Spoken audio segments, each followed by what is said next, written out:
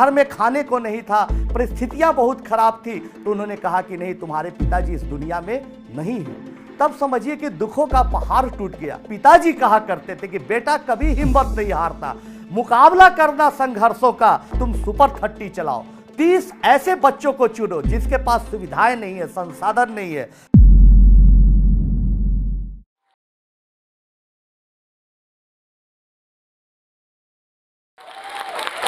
आप लोग जानना चाहते हैं, मैं जहां भी जाता हूं लोग पूछते हैं कि आनंद क्या बात है, आखिर तुम इस तरह के प्रोग्राम की शुरुआत कैसे की। तब मैं बताना चाहता हूं कि मेरा भी जन्म, आप चित्र में देख रहे हैं, मेरा भी जन्म एक ऐसे परिवेश में हुआ जहां बहुत गरीबी थी। 1.5 कमरे के मकान में हमारा संयुक्त परिवार रहता था। रेलवे लाइन, रेलवे ट्रैक के किनारे एक किराए के मकान में रहता था। पढ़ने को जगह नहीं होता था। मैं अपने घर के बाहर अमरूद के पेड़ के नीचे बैठकर दिन भर पढ़ता था। रात में लैंप जहां जलता था वहां पढ़ता था, क्योंकि हमारे घर में 2 संयुक्त परिवार रहते थे, जगह नहीं होती थी पढ़ने का। लेकिन हमारे पिताजी अक्सर कहते थे कि बेटा पढ़ो, पढ़ाई में ताकत है, अगर तुम पढ़ लोगे तो बहुत कुछ कर सकते हो, पढ़ाई से ज्यादा ताकतवर हथियार कुछ है ही नहीं। हमेशा पिताजी हमें समझाते थे, मोटिवेट करते थे। हालांकि पिताजी एक पोस्टल एम्प्लॉय थे, चिट्ठी छांटने का, चिट्ठी बांटने का डाक विभाग में काम करते थे। उनकी ऐसी आमदनी नहीं थी कि वो हमें प्राइवेट स्कूल में पढ़ा सके। एक सरकारी स्कूल में मैं आता जाता था। पढ़ते पढ़ते जब मैं 10th पास किया तो हमारे सारे मित्र दिल्ली जाने लगे कि IAS बनना है, इंजीनियर बनना है, डॉक्टर बनना है, मुझे आगे बढ़ना है, चलो दिल्ली चलो हायर एजुकेशन के लिए। लेकिन हमारे पास पैसे नहीं थे। मैं पटना यूनिवर्सिटी से ही पढ़ाई किया। पढ़ाई करते करते मैं सौभाग्यशाली मानता हूं कि डॉक्टर DP वर्मा और बाल गंगाधर प्रसाद जैसे लोग मुझे मिले, जो मेरा हमेशा उत्साह बढ़ाया। और इतना अच्छा उत्साह बढ़ाया कि हमने मैथमेटिक्स में कुछ नया फार्मूला इजाद किया। वो फार्मूला कैम्ब्रिज यूनिवर्सिटी जाने का कारण बना। वो फार्मूला अच्छे अच्छे जर्नल्स में छपा। कुछ आर्टिकल्स लिखे मैथमेटिक्स में, वो भी लंदन और अमेरिका के जर्नल्स में छपे। मेरी चर्चाएं हुई और कैम्ब्रिज यूनिवर्सिटी से ऑफर आया। कैम्ब्रिज यूनिवर्सिटी से ऑफर आने के बाद घर में खुशियों का ठिकाना नहीं था। माँ बहुत खुश थी, मिठाई बना रही थी, खीर उस दिन बनाई कि बेटा मेरा कैम्ब्रिज जा रहा है। बहुत खुशी की बात है कि मेरा बेटा कैम्ब्रिज जा रहा है। लेकिन दोस्तों, दुख की बात थी कुछ दिनों के बाद कि हमारे पास इतना भी पैसा नहीं था कि मैं कैम्ब्रिज जा पाऊँ। कैम्ब्रिज जाने के लिए कुछ भी मेरे पास नहीं था। हवाई जहाज का किराया तक नहीं था। हमारे पिताजी की आमदनी इतनी कम थी कि वो सोच भी नहीं सकते थे कि बेटा को हवाई जहाज का किराया उपलब्ध कराया जाए। लेकिन हमारे पिताजी ने हार नहीं मानी। वो 23 अगस्त की रात की बात थी। पिताजी बहुत दुखी थे। मैं और मेरा भाई प्रणव, वो भी छुट्टी पर आया हुआ था। मेरा कंबाइंड फैमिली पूरा, हम लोग बैठे हुए थे। अब पिताजी बहुत उदास थे। हम लोग पूरा परिवार समझा रहे थे, पिताजी आप नहीं टेंशन में रहे, अरे आज नहीं तो कल मौका मिलेगा, कल नहीं तो परसों मौका मिलेगा, आप टेंशन में नहीं रहे। लेकिन पिताजी उस दिन दुखी थे। हम लोग खाना खा चुके थे अपने अपने कमरे में, जो छोटा सा 1-2 कमरा था, चल गए थे, वहां पर पढ़ाई कर रहे थे। अचानक करीब 11 बजे रात की बात है, अचानक पिताजी की सांस फंसने की आवाज आती है। हम माताजी सब लोग दौड़ के जाते, क्या हुआ क्या हुआ। पिताजी इस दुनिया में नहीं थे। और लेकिन हम लोगों को विश्वास नहीं हो रहा था कि पिताजी नहीं है, क्योंकि अचानक शांत हो गए। 1 मिनट पहले तक वो बातचीत कर रहे थे और अचानक शांत हो गए थे। हम लोगों को जानकारी में नहीं हो रही थी क्या थी। लेकिन 23 अगस्त, बारिश का महीना, स्लम इलाका, पूरे घुटने भर से ज्यादा पानी इलाके में भरा हुआ था। डॉक्टर से पास जाने का कोई तरीका नहीं था, तो क्या करे क्या करे। हम लोग एकदम हड़बड़ हड़बड़ में बगल में गए। वहां एक बेचारा हमारा पड़ोसी के ठेले पर फल बेचता था, उसके ठेले पर ही पिताजी को रखकर हम लोग लेके जा रहे थे पटना मेडिकल कॉलेज। ऊपर से बारिश हो रही थी और नीचे से जल जमाव था। हम लोग किसी तरह से पिताजी को जब पटना मेडिकल कॉलेज में ले गए तो उन्होंने कहा कि नहीं, तुम्हारे पिताजी इस दुनिया में नहीं है। तब समझिए कि दुखों का पहाड़ टूट गया और लगा कि अब हमारी जिंदगी समाप्त हो गई। लेकिन दोस्तों, हम नहीं हारे, क्योंकि हमें अपनी बातें याद आती थी, वो जो पिताजी कहा करते थे कि बेटा कभी हिम्मत नहीं हारता, मुकाबला करना संघर्षों का, पूरी ताकत के साथ, पूरी जोश के साथ जीवन में आगे बढ़ने का प्रयत्न करते रहना, ये बातें मुझे याद आती थी। पिताजी कहते थे कि जो भी फील्ड में रहो, अगर तुम टीचर बनने के लिए सोचे हो तो पूरी ताकत लगा देना। अगर तुम कोई भी काम को पूरे परफेक्शन के साथ करते हो, कोई भी काम को बहुत अच्छे तरीके से करते हो, दुनिया में नंबर 1 आने का प्रयास करते हो अपने फील्ड में, तो आने वाला कल तुम्हारा होगा बेटा। इसलिए कोई काम छोटा नहीं है, जो भी काम करो मन से करो, कभी टूटो मत, कभी हारो मत। पिताजी की ये बातें हमारे दिमागों में गूंजने लगी, हमारे दिमाग में गूंजने लगी, और मैं फिर आगे बढ़ा। तब हम सोच रहे थे कि क्या करें नहीं करें, क्योंकि पिताजी के जगह पर सरकारी नौकरी अनुकंपा के आधार पर मिल रही थी। घर में खाने को नहीं था, परिस्थितियां बहुत खराब थी। माताजी इतनी पढ़ी लिखी हुई नहीं थी कि पिताजी के जगह पर नौकरी कर सके। छोटा भाई था मेरा, उसकी उम्र अभी नहीं हो रही थी। लोग कह रहे थे पिताजी के जगह पर नौकरी कर लो, लेकिन हमने कभी भी समझौता नहीं किया। मैं सोच रहा था, निराश बैठा हुआ था। माँ आई, अब बोली बेटा क्या बात है, तुम इतने दुखी हो। मैंने बताई बातें।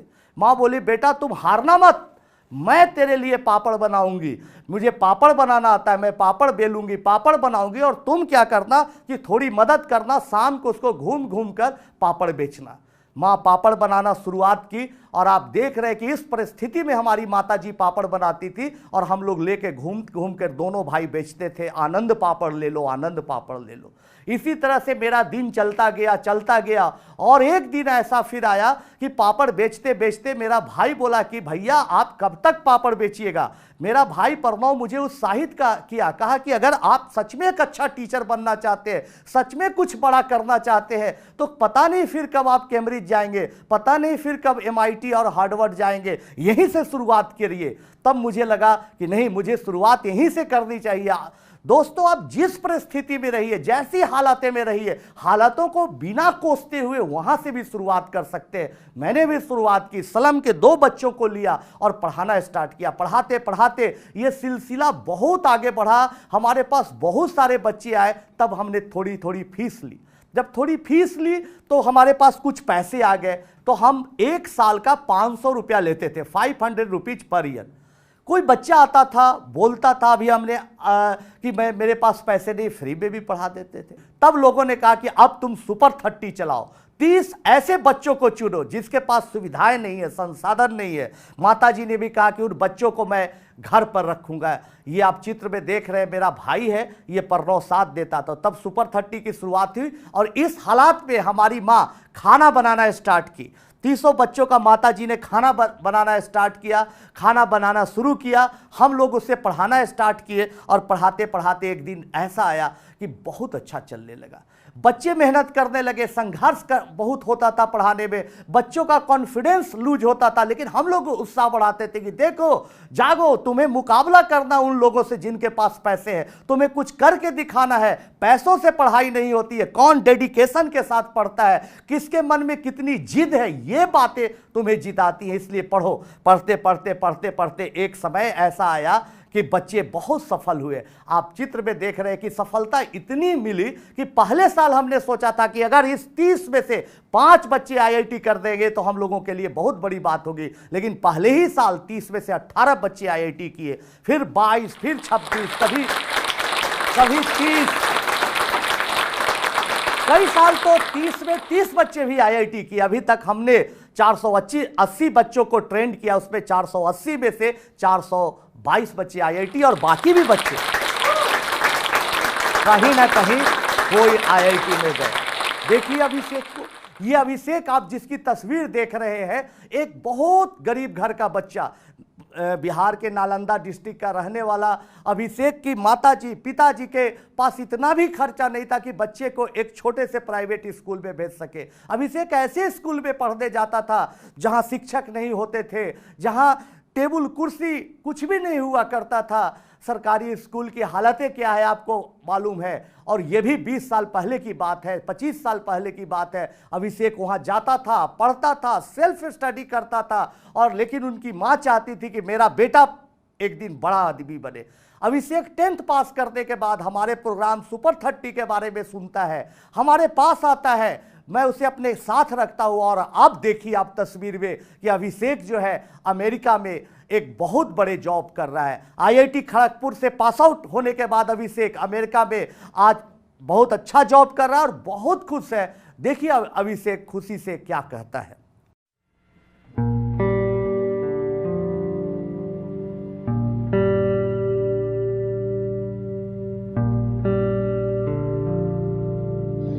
It's unbelievable. Every year I hear or I read the news कि आज एक रिक्शा चलाने वाला का बेटा चला गया जेई में, आज वो लड़का चला गया जेई में, and it's very emotional for me, क्योंकि मुझे याद है कि मैं भी एक बार ऐसा था। एंड मैं इसके लिए आनंद सर को थैंक्स बोलना चाहूँगा once again for changing my life and life of hundreds of students like me. उनकी बायोपिक रिलीज हो रही है एंड आप सब परिवार देखना मत भूलिए कि वो कैसे धीरे धीरे इस कंट्री को चेंज कर। ये दूसरी कहानी मैं बताना चाहता हूं धनंजय की। धनंजय की हालतें इतनी खराब थी कि उसके घर में खाने को नहीं था। उसके पिताजी एक छोटे से घर में ही परचूनी की दुकान चलाते थे। एक बार परचूनी की दुकान के लिए जब वो एक कस्बे में गया सामान लाने, तो एक अखबार में देखा कि सुपर 30 प्रोग्राम है जहां पर आनंद कुमार पढ़ाते हैं। उसके पास इतने भी पैसे नहीं थे कि अपने गांव से पटना आ सके भाड़ा से। वो क्या किया कि एक ट्रेन में बिना टिकट के हमारे पास आता है और वो अपनी कहानी बताता है। धनंजय दिन रात एक करता है और तस्वीर देखिए, वो आईआईटी जाता है और आज एक मल्टीनेशनल कंपनी में, एक अमेरिकन कंपनी में जॉब कर रहा है। मेरा नाम धनंजय है। मैं अभी मैथवर्क्स कंपनी में काम करने जा रहा हूँ। कल मैं सुपर 30 मूवी का ट्रेलर देखा। पहले से ही मैं बहुत एक्साइटेड था, जो कि हमारे दोस्तों पे बन रही है और मुझ पे बन रही है। मैं मूवी देखा तो बहुत सरप्राइज़ हो गया। मैं खुद पे सरप्राइज़ हो गया। मुझे लगा कि मैं क्या वो बंदा हूँ जो अभी मैथवर्क्स में काम कर रहा हूँ, या फिर मैं वो बंदा हूँ जो घर पे रहता था, मुश्किलों से पढ़ पाता था। पढ़ने के लिए मेरे पास पैसे नहीं थे। मूवी के ट्रेलर में वो मैंने सीन देखा जिसमें एक लड़का रस्सी पकड़ के पीछे गाड़ी के पीछे जा रहा है। वो सीन जब देखा तो मुझे अपने दिन याद आ गए जब मैं पहली बार सुपर 30 में आया था आनंद सर के यहाँ पढ़ने के लिए। सर ने बुलाया था। मैं घर से आया था, मेरे पास पैसे इतने नहीं थे कि मैं अपनी गाड़ी या फिर बस वगैरह से आता, तो मैं ट्रेन से आया था और वो भी बिना टिकट आया था, बिना पैसे के। फिर सर के यहाँ रहा तो काफ़ी सर मोटिवेशन किए, अच्छे से पढ़ाए, खाना पीना सब अच्छे से दिए, तो इसके कारण मैं इतना आगे बढ़ पाया। अगर सर नहीं होते तो मैं इतना आगे नहीं बढ़ पाता। ठीक उसी तरह से आपको एक और कहानी सुनाना चाहेंगे। वो कहानी आप प्रेमलाल की है, प्रेमपाल की कहानी है। प्रेमपाल की कहानी आप देखिए कि प्रेमपाल को लोगों ने बेघर कर दिया था। वो गांव में भी झुग्गी झोपड़ियों में रहता था। झुग्गी एक ऐसी स्थिति आई कि उसे पेड़ के नीचे परिवार को रहना पड़ा। इतनी गरीबी, फादर मजदूरी करते थे, लेकिन वो भी हमारे पास आता है। उसमें भी मैंने देखा कि सच में जोश है, कुछ करने की तमन्ना है। हमारे पास आता है, मेहनत करता है और मेहनत करते करते करते करते एक दिन आईआईटी का भी एग्जामिनेशन क्रैक करता है और आज इसरो में वो एज ए साइंटिस्ट काम कर रहा है। देखिए प्रेमपाल क्या कहता है। मेरा नाम प्रेमपाल है।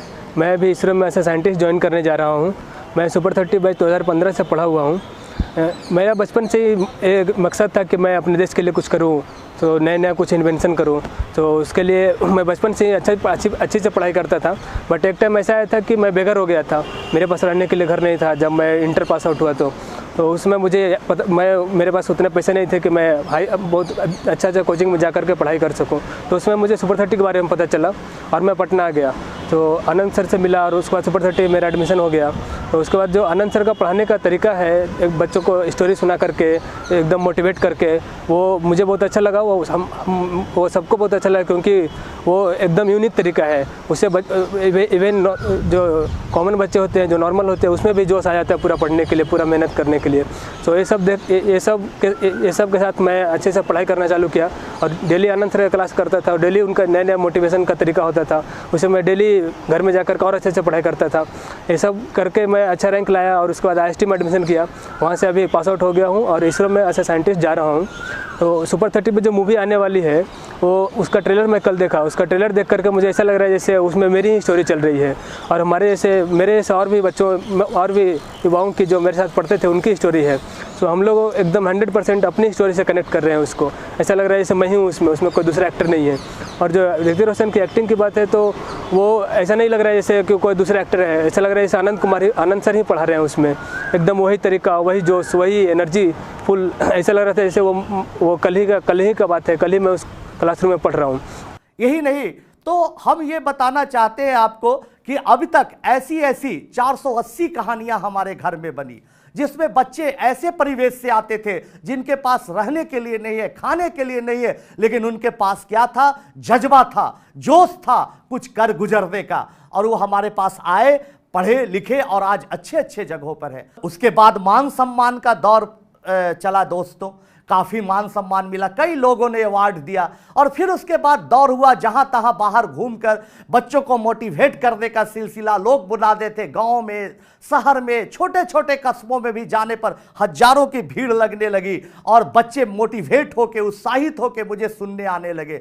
लेकिन इसी बीच कई पॉलिटिशियन ने देखा कि अरे ये तो बड़ा अच्छा मौका है भाई, लड़ा दो इसको चुनाव, जिता दो इलेक्शन। तो बहुत सारे ऑफर आए, कई पिछले 2 इलेक्शन में भी ऑफर आए, पिछले में भी, इसमें भी, इलेक्शन में भी, क्या हो आइए लड़िए, हमारी पार्टी से चुनाव लड़िए। आज दोस्तों मैं अगर इलेक्शन लड़ता तो मैं कॉन्फिडेंस के साथ बोल सकता हूं कि उस चुनाव को जीत भी जाता, एक सांसद भी बन जाता। लेकिन अगर सांसद बन जाता तो जो स्टॉक में फिरे मुझे कोई नहीं बुलाता। इसलिए